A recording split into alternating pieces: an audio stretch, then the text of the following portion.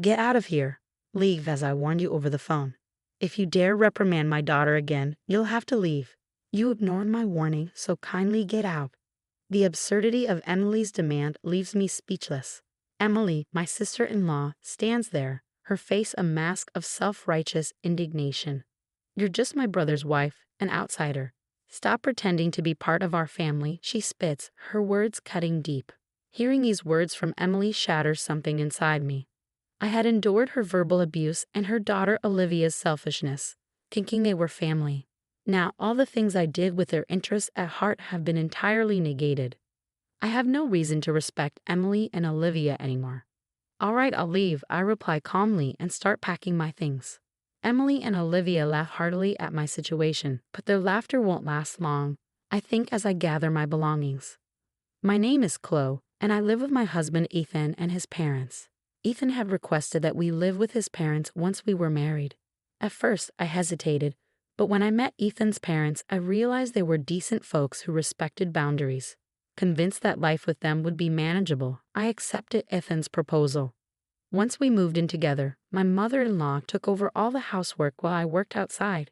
In turn, I took over the chores when I was at home. We divided the work in the house, and everything went smoothly.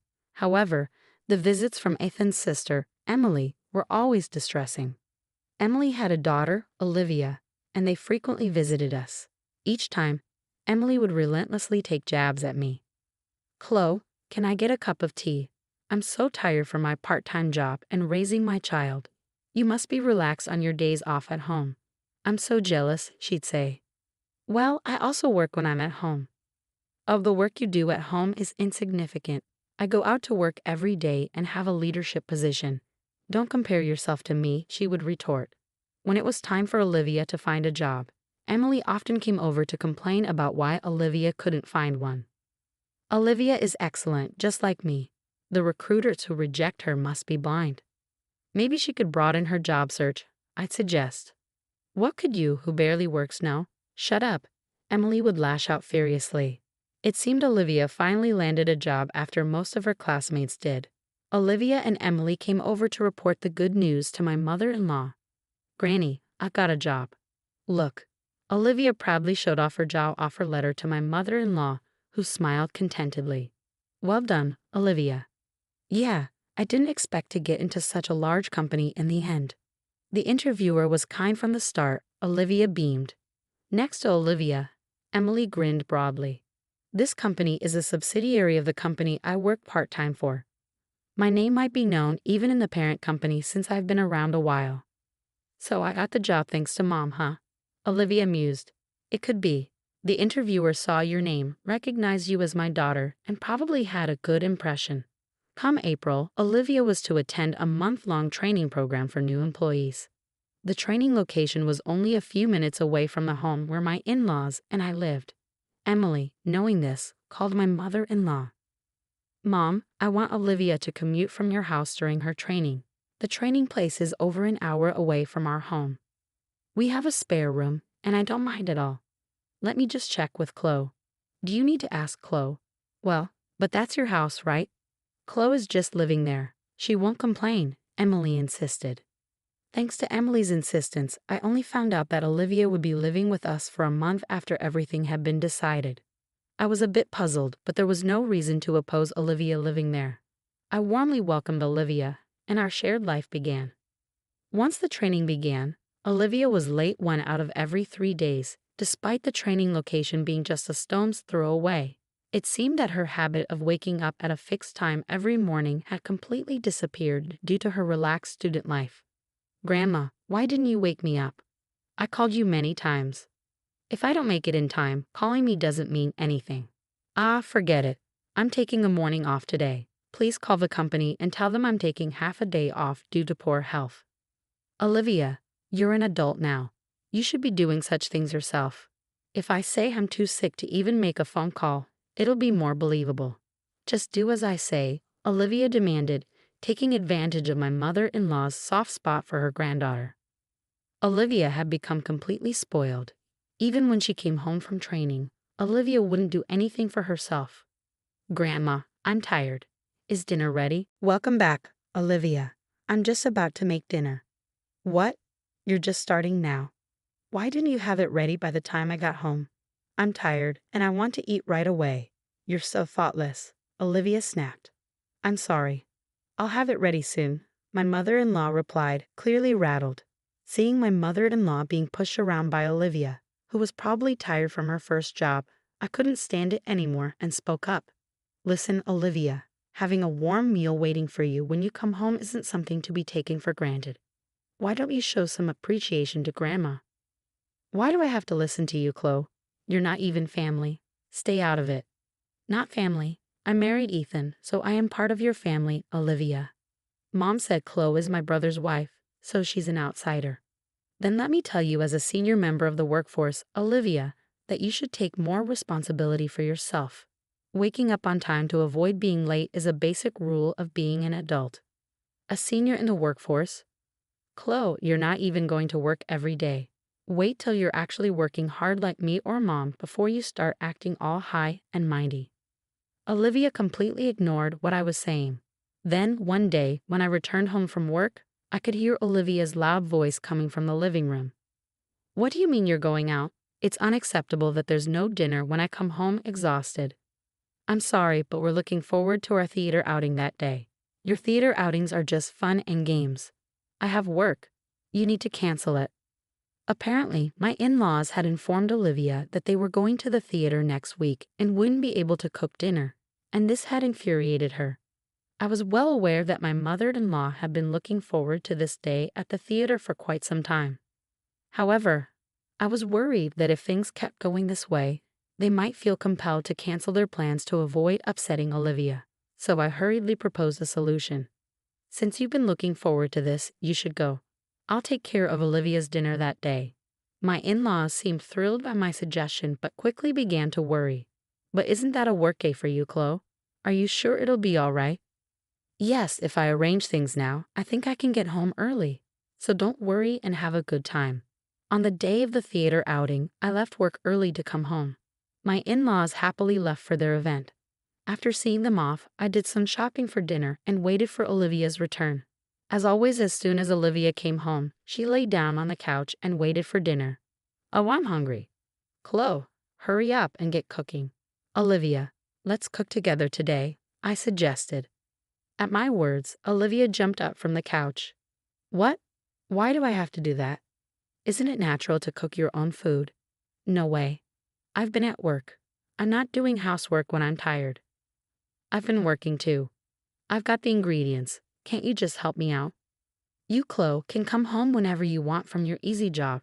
Me, who has to go at a set time every day, we are not the same. Just hurry up and make it by yourself. The fact that I was able to come home early today was a result of painstakingly adjusting my work schedule. But I doubted that Olivia would understand that. Swallowing my anger, I calmly tried to reason with her. Listen, Olivia, I'm not asking you to help me because I find it bothersome to cook alone. I want you to understand what it means to be a responsible adult. What? I don't need your interference. After letting the grandparents go out without asking me, you're giving me a lecture, which is super annoying. Olivia then stood up, visibly irritated, and started dialing on her phone. Mom, listen to this. Chloe keeps nagging me and she won't even cook dinner. She unloaded her complaints about me to her mother, Emily, once she had said her piece. She handed me the phone with a triumphant smile. Mom wants to talk to you, Chloe. As I took the phone, Emily's angry voice blared from the other end. Listen here, who do you think you are, talking to my daughter like that? As my son's wife, if you continue to cause problems for my daughter, I'm going to ask you to leave that house. It's not about causing problems. All I wanted to do was impart some sense of responsibility to Olivia as a working adult. So you're trying to lecture on being a responsible adult? Chloe, you're not even a full-time employee. How can someone who is hardly needed by their company afford to be so cocky? How can you say I'm not needed, Emily? When you've been around as long as I have, you can tell at a glance who's capable and who's not. I've made sure to see off many a dead weight. Then, without a second thought, Emily added, just go and prepare dinner for my daughter, and hung up the phone. Olivia, sitting next to me, smirked as she looked my way. You better not oppose my mom, Chloe. There's no one at work who can even admonish her, So get to making dinner already, okay. With that, she sprawled lazily on the couch again. This mother and daughter pair, there's no reasoning with them. Left with no choice, I began to prepare the meal. I'm so hungry because of your pointless chit-chat, Chloe, Olivia mumbled under her breath as she nibbled on the meal I prepared. Once she was done eating, she abandoned her dishes and headed back to the couch to watch TV without so much as a thank you. Hey Olivia, at least clean up after yourself. I tried repeating myself, but all I got was a bored look from Olivia. Suddenly, the doorbell rang. It was Emily. Why are you here? To my surprise, Emily casually replied, it seemed like you didn't quite get the message over the phone, Chloe, so I thought I'd come over and tell you directly. Hearing her mother's voice, Olivia excitedly reported, Mom, listen. Just after you warned her over the phone, Chloe started lecturing me again. Hearing Olivia's words, Emily glared at me. Looks like it was the right decision to come here after all. You're still complaining to my daughter even after everything I said. I had backed off on the phone, but I couldn't let this go for Olivia's sake. It's not a complaint. I'm merely teaching her the basic manners of cleaning up after herself, something even a grade schooler should understand. Hearing this, Emily snapped at me. There is no need for someone like you to be telling us about manners. Have you considered your own situation before lecturing about manners? What about my situation? You and Ethan can barely afford a house even with both your salaries combined. You're just leeching off this household. Why don't you change your own attitude before teaching my daughter about being a responsible adult? I'm not here to leech off you. As proof, I make sure to pay my fair share of the rent and living expenses every month. I want. Well, it doesn't matter. Either way, you're going to leave this place. Leave. I told you on the phone, if you continue to berate my daughter, you'll need to move out. You ignored my warning, so now it's time for you to go. That's absurd. I was at a loss for words at the sheer injustice of it all. Seeing me unable to retaliate, Emily went on, you're still an outsider, even if you are my brother's wife. Stop acting like you're part of the family. Emily's words hit me hard, and something inside me crumbled. I had put up with Emily's insults and Olivia's selfishness because I thought of them as family. I had been rejected by them despite doing everything with their best interests at heart. There was no reason left for me to restrain myself with Emily and Olivia anymore. All right, I'll leave, I said quietly, beginning to pack my things. At the sight of me packing, Emily and Olivia started to crack up. Ignoring their laughter, I continued to pack. When my in-laws returned home, my mother-in-law's face shifted as she took in the scene.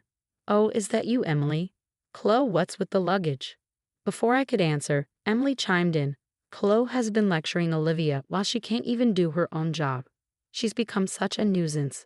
We decided to send her packing. My mother-in-law's face drained of color. Apologize at once, and you too, Olivia. Why should I apologize to Chloe? If she wants to be part of our family, she should ask us. Maybe then we'll consider it. Emily's statement was backed up by a firm nod from Olivia. My mother-in-law sighed deeply. You too, it's over for you. What? What are you talking about? The one who's done is Chloe, right? She's the one being cut off from our family.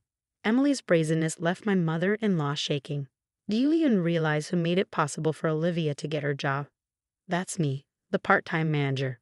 Emily tried to puff herself up, but my mother-in-law interrupted her. No, it's not like that at all. It's because Chloe, who's an executive at the corporate office, recommended her to human resources. Well, that's a lie. Chloe barely does anything. She's home half the week. Facing the confrontational Emily, I revealed the truth. I often attend executive meetings online, so I work from home. Then did Chloe really get Olivia her job? I really wanted Olivia to find a job on her own, but she begged me for help. Why? Why didn't you say anything? I wanted Olivia to start at the same place as everyone else, to work without any advantages. It was better for her not to know that I was an executive at her company. So did Mom and Dad know this from the beginning? I had asked your parents and Ethan to keep my position a secret. Emily, since you always assumed I was incompetent, you never showed interest in my work, so there was no need to tell you. So you're telling me I've been disrespecting an executive at my own company this whole time? Olivia, now aware of the truth, went pale. That's right. Thanks to my concealed identity, I got to learn a lot about how new employees like to fake illness and such. Please don't tell anyone about this, Olivia pleaded desperately. I coldly replied, I thought I'd let it slide because it's a family matter, but it seems I'm not considered family to you too, so I can't stay quiet if it's something that will harm the company. But I will be assigned after the training. Exactly, Olivia. You're lacking awareness as a working professional. Moreover, you're not willing to accept others' opinions. We can't let you interact with customers with this attitude.